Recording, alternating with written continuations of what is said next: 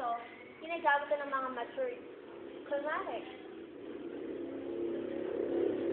Kunwari, teacher, yung mga nasa tamang edad na para gamitin tong lipstick na to. Pero hanggang gagamit ng mga teenager. Kasi para sa akin, hindi bagay sa mga teenager ang mga ganitong lipstick.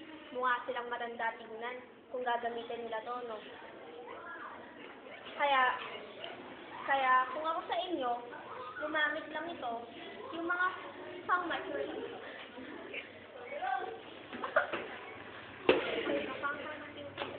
Sabi ko kawinding. Ito, ang pinakahuli kong i-endor. Kulay violet siya. Pero, mixed pala ito, red violet, I mean. Bagay rin siya sa mga mapuputi, pwede rin sa mga dark, pwede rin sa mga mapupusyawan labi. Papatong ko na lang ulit para makita nyo kung ano magiging itsura kapag pinagpatong-patong ang mga lipstick.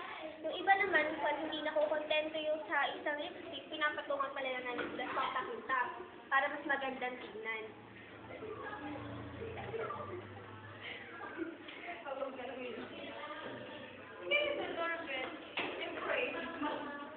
Ayan, dark na yung labi ko. Sobrang pula na. Nakita niyo ba akong mag-lipstick? Pusuan, di ba? Kaya, Dati ka, kaya mo ako sa inyo, lipstick na. Hindi ka mumukha ka agad, gano'n ako.